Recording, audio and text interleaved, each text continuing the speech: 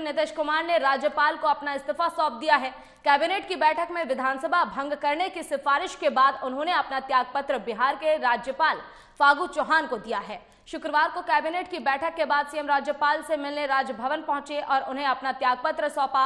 इस दौरान बिहार में नई सरकार के गठन को लेकर भी दोनों के बीच बातचीत हुई। इससे पहले कैबिनेट की बैठक में नीतीश कुमार से सभी मंत्रियों को धन्यवाद दिया। इस दौरान उन्होंने कहा कि कोरोना संकट के दौरान आप लोग ने अच्छा काम किया, आपके कामों को याद रखा जाएगा।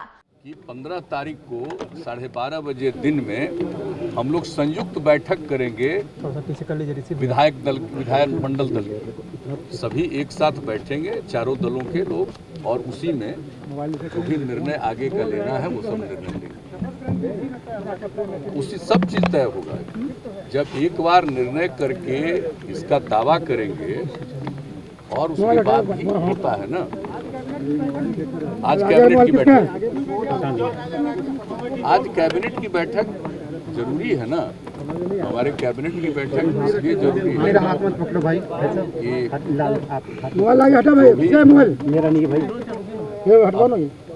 चुनाव हो गया और जो भी इलेक्टेड लोग हैं उसका नोटिफिकेशन हो गया। इसलिए वर्तमान जो हाउस असेंबली विधानसभा को भंग करना पड़ेगा, ये करना पड़ता है। तो आज उसकी बैठक होगी कैबिनेट की, और उस कैबिनेट में जब निर्णय होगा तो इसकी पूरी जानकारी, उसका रिकमेंडेशन जो संयुक्त बैठक होगी 15 तारीख को 12:30 बजे तय हो। यही आज का फैसला। और इसी पर अधिक जानकारी के साथ हमारे संवाददाता नवीन शर्मा हमारे पास फोन लाइन पे जुड़ गए हैं। नवीन, आपसे जानना चाहेंगे, राज्यपाल को सीएम नीतीश कुमार ने इस्तीफा सौंप दिया है, ऐसे में और क्या कुछ जानकारी मिल पा रही है?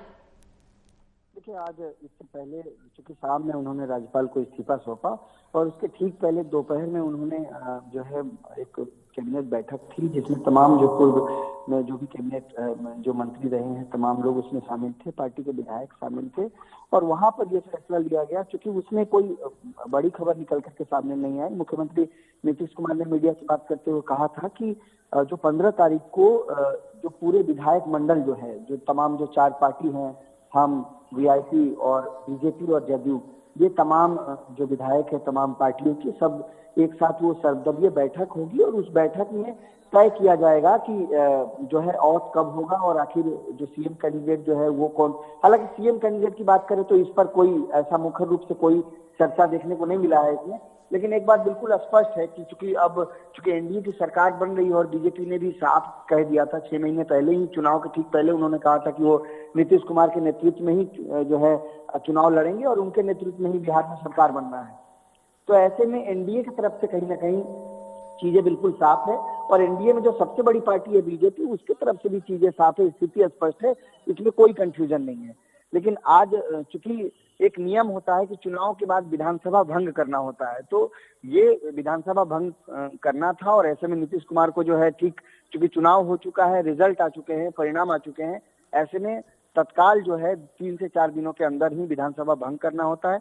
और यही कारण है कि आज कैबिनेट की बैठक हुई और उसके बाद शाम में उन्होंने आज राज्यपाल को बैठक में इस्तीफा देने का जो है पेशकश भी उन्होंने किया और उसके बाद फिर शाम में उन्होंने राज्यपाल से मिल करके जो है इस्तीफा दिया है। हालांकि चर्चा इस बात को लेकर के भी हुई है राज्यपाल के साथ सरकार बनाने को लेकर के। तो अब ये देखने वाली बात होगी कि जो 15 तारीख को जो बैठक है जो विधायक मंडल की, जो तमाम पार्टियों की, उसमें क्या कुछ निकल करके सामने आता है। क्योंकि मुख्यमंत्री नीतीश कुमार ने परिणाम के बाद एक बात पूजा स्पष्ट कही थी। उन्होंने कहा था कि आप बड़ी पार्टी हैं एनडीए की और आप सरकार बनाइए, हम आपको समर्थन करेंगे। यानी मुख्यमंत्री पद को लेकर के उन्होंने कुछ भी अपने तरफ से नहीं कहा था।